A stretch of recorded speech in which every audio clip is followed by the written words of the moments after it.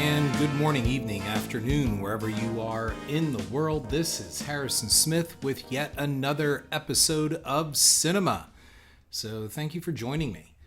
I've got a lot of feedback, and it seems I've stirred up a lot of interest on my last episode talking about my upcoming book project. The last episode talked about my plans to create a book. I was offered to create either a documentary of some sort on the history of horror. And I talked about in my last episode that I kind of feel Eli Roth did that. And what more is there really to say? I mean, anything you want to know about the history of horror, you can just pretty much go online and click on it and figure it out for yourself. Or I've watched Eli Roth's series to date.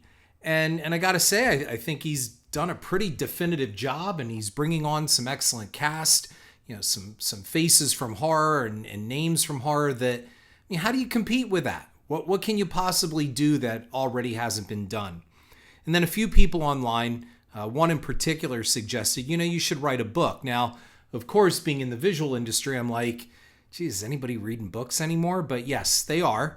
And I really thought from this aspect that I think I could do something here. And so to recap the last episode, I came up with the idea of writing a book on personal horror and how this genre has affected so many people. The one thing I would hear when I go to conventions are the memories. How people will stand there and tell Tony Todd and Kane Hodder and so many others about where they were the first time when they saw Friday the 13th and what it meant to them. And now they're bringing their children, and they pass these memories on, because these are more than just movies to some of these people. These are life experiences. And it's not often that you get to tell your hero about how much of an impact they made in their life. Being in the film industry and being in the Hollywood film industry, I've been fortunate to be able to tell some of my favorite people growing up in films how much they meant to me. So it's not something I take for granted, and I think it's something that a lot of people would like to get their story out there. So this episode is pretty much about what you need to do to be part of this book. Now, look, I can't guarantee, like if 10,000 people, which I doubt that would be the number, but let's just say 10,000 people wrote in with their responses, there's no way I can incorporate every single response. And I'm going to give the disclaimer that I can't also print all of them in full. I've got to go through them. That's why there is an editorial process. That's why I have an editor to go through and make sure that the book stays on point, that it's overall entertaining and doesn't get bogged down to the point where it goes off track. So I'm just giving that disclaimer right now. If you submit, it is not a guarantee of inclusion.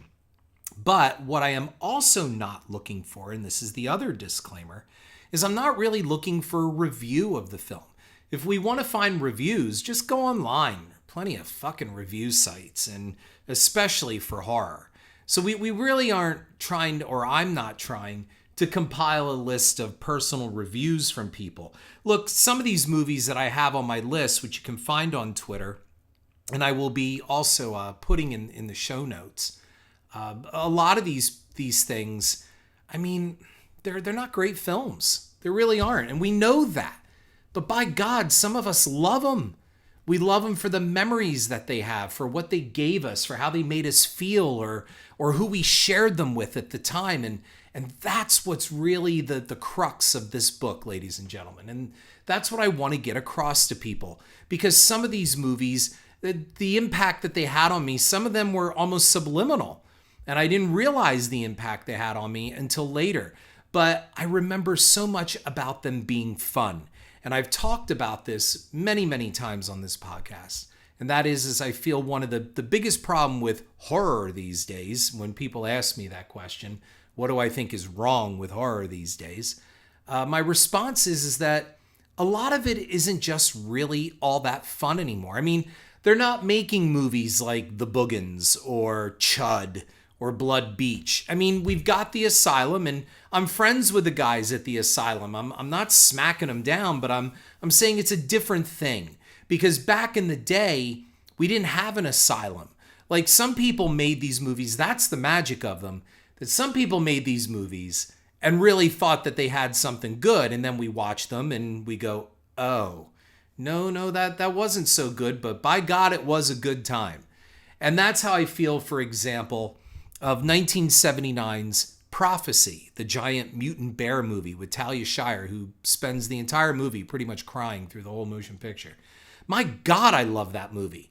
And believe me, if you watch it, I mean, the special effects are not so special, except for those little baby bears.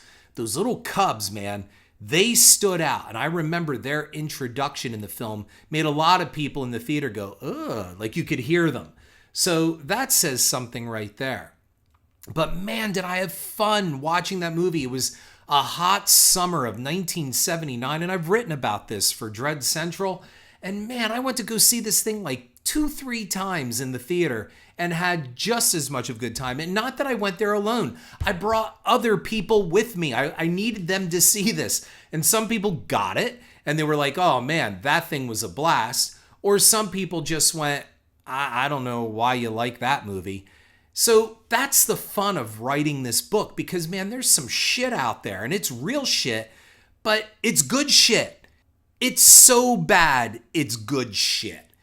And there is a huge difference, because they're really not making that kind of stuff anymore. For example, God bless and thank you so much for Mystery Science Theater 3000, which totally got this and jumped on board and made I think it's 11, 12 seasons of just brilliance. If you want to know how not to make a bad film, I'm telling you, they should create a college class just with Mystery Science Theater and what they call out. And the other one that I'm going to say, which I always give a plug to, is Mr. Plinkett, Red Letter Media's Mr. Plinkett's Reviews. If you really want to know about filmmaking, just watch Mr. Plinkett. He's brilliant. And the stuff that comes out, the criticism and the critiques, and most of all, the recommendations and the solutions are just genius. There should be a whole film class with Mr. Plinkett teaching, although I have a feeling he'd go to jail pretty quickly. But back to the book. I want you to write into an email address, and I have it online, cinema85@gmail.com. That's all you got to write to. And in the subject line, put your name and the title of the movie or the movies you want to give your memories on. And they don't have to be page after page of extrapolation. It can be a couple paragraphs. It could be a couple sentences. It doesn't matter. I'm looking for your heartfelt memories of the movie. What did it make you feel? What did it make you do? And in addition to that, this is going to be more than just the movies that I listed, because someone came online and said, well, I haven't really seen any of these films, but I remember this one made me feel. I might do a special section in the book that allows for those as well, too, because everybody should be able to share their memories. And just because it's not on the official list doesn't mean you don't have a memory. So I'm going to try to work really hard at that. And I'm pretty sure that's going to happen. That's going to make it into the formatting of the book. But I'm looking at this time, it's personal. And of course, I'm invoking Jaws the Revenge. That roaring shark pissed me off so badly when I watched it in theaters for the first time. And yet, it does give me a memory. I've got a huge memory of seeing Jaws 3D in the theater for the very first time. It was an experience. It wasn't just buying your ticket, walking in. And that's the other thing for your memories. I don't want that. I'm not looking for, well, we went to the mall or we went to a movie theater and I bought a ticket and I bought some popcorn and we laughed a couple times and that's it. No, I'm looking for, what emotions did this bring out? What did the audience do? What was the reaction of the audience? Did anybody freak out? Did anyone run out of the theater? Did anyone faint? Did anyone cheer? I mean, watching Gremlins for the first time in theaters, I have so many great stories about that as well, too. And not really from my experience of watching the film, but watching other people watch the movie. The memories that it gave me. Motel Hell not only scared the living fuck out of me and gave me nightmares, but I remembered hearing people screaming in their cars in the drive-in theater where I saw it. And that is what makes this all fun. Watching Jaws in the theater at 8 years old was very different than watching Jaws in 1980 when I was 13 years old in a drive-in. The experience is entirely different. And this can be a fun book. It can really talk about so many of your memories and times that just don't exist anymore. And that's how I found Fright Night. 1985's Fright Night by Tom Holland, to me, is a kind of maudlin, sentimental horror film, because many people love, oh, it's a great vampire film, and arguably it resurrected the vampire movie in Hollywood. Without Fright Night, we wouldn't have had Twilight, which, thanks, Tom Holland. However, we also wouldn't have had Buffy the Vampire Slayer and on and on and on, because Fright Night brought back vampires, and nobody expected it to. And I've got so many memories about seeing Fright Night that I wrote an article for Dread Central called Fright Night Got Me Laid. And it's more than just that. Watching the film made me feel that Tom Holland was kind of writing a eulogy to a time that was already so quickly slipping away. Peter Vincent represents so much of the vanishing horror movie host. And last week I brought up Bruce Marcuson's book, Hosted Horror on Television, which talks about a time that many people, they just can't relate to any longer. Those days are gone, and the days of 3 channels, and if you didn't see it then, you're not going to see it before you could record it. Folks, that's why I think a book is so much better.